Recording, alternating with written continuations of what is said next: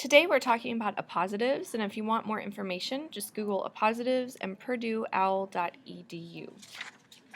So your official definition of a positive is a noun or pronoun that is set beside another noun or pronoun to explain it.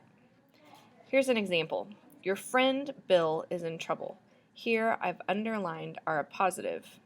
Friend is the noun or pronoun set beside the subject, which is the main noun or pronoun, in order to better explain who Bill is.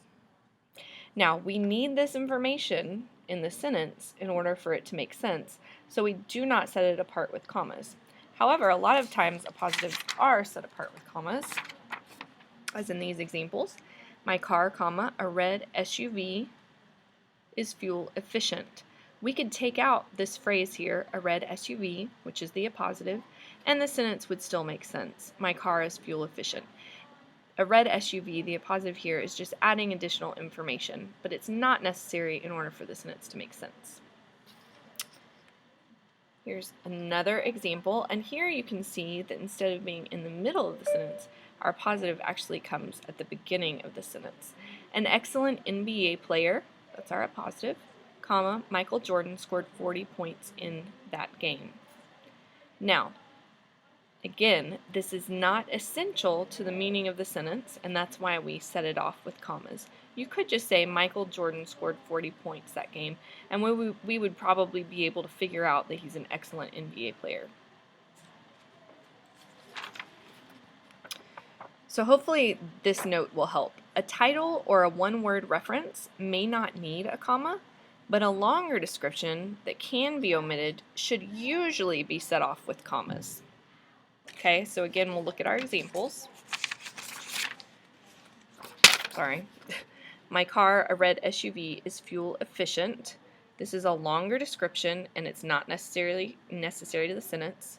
Same thing here. An excellent NBA player, comma, Michael Jordan scored 40 points that game. But we do need it in this example. Your friend Bill is in trouble.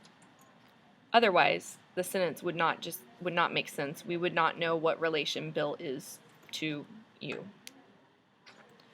All right, I'm going to show you a final example that will kind of go against what I just said, but I want to show you kind of the exception to the rule. So here's an example where you would not have commas, even though you would have longer descriptions, and I'll explain why. First, I'll read the sentence. John Kennedy, the popular U.S. president, was quite different from John Kennedy, the unfaithful husband. Now here, let's look at what would happen to the sentence if we omitted the positives.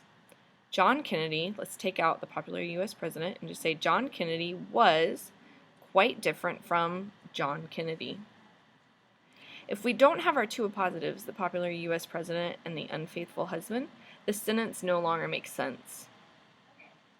So, as a final reminder, if we have commas around an appositive, we can actually omit it from the sentence, and the sentence will still make sense. If we do not have commas around the appositive, then that appositive is essential to the sentence.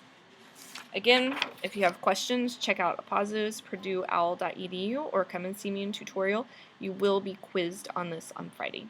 Thanks so much.